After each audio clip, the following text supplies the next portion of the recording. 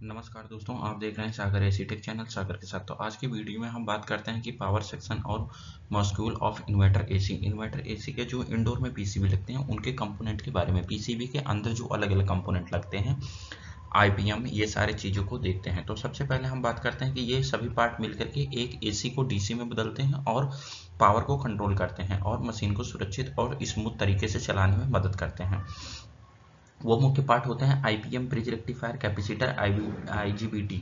Inductor coil के बारे में जानेंगे आगे चल के। आगे की स्लाइड पर हम चलते हैं।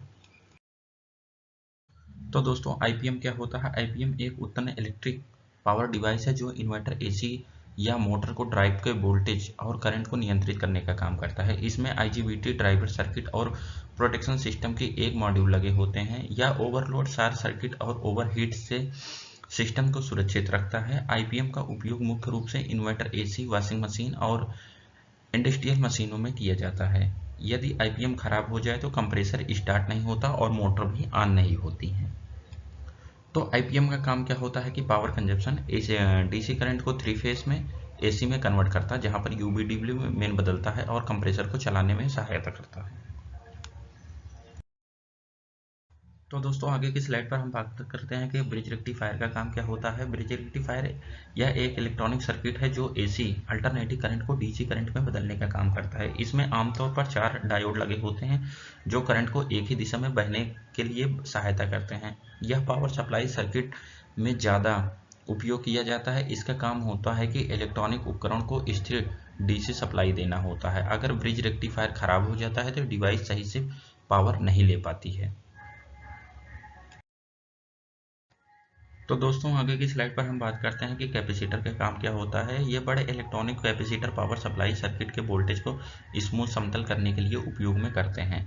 ये एसी से बने या डीसी से मौजूद रुकावट रिपल को काम करते हैं। इनकी कैपेसिटर ज़्यादा होती है, इसलिए ये ज़्यादातर चार्ज स्टोर करते सकते हैं।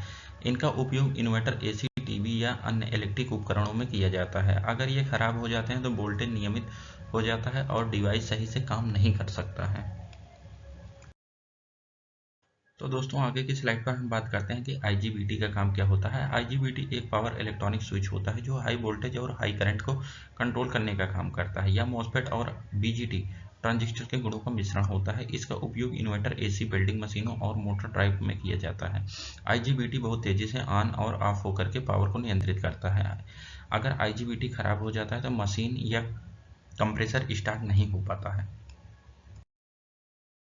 तो दोस्तों, नेक्स्ट स्लाइड पर हम बात करते हैं कि इंडक्टर कॉइल क्या होता है, जिसको रिएक्टर बोलते हैं। रिएक्टर एक इंडक्टर कॉइल एक कॉपर की वायर से बनी कॉइल होती है जो करंट के बदलाव को नियंत्रित करती है।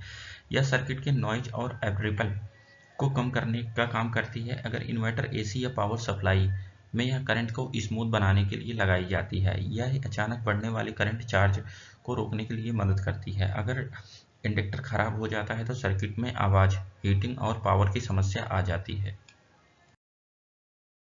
तो दोस्तों, इस वीडियो को देखने के लिए आप सभी का बहुत बहुत धन्यवाद। अगर आपको वीडियो उपयोगी लगा हो तो लाइक करें, शेयर करें, सब्सक्राइब करें। आप देख रहे हैं सागर एसी टेक चैनल सागर एकेडमी के साथ। तो अगर आपको इन वीडियो के साथ साथ आप इनके जो स्लाइड या पीपीटी हैं आप उनको पढ़ करके आप एक नोट डाउन डायरी में कर सकते हैं।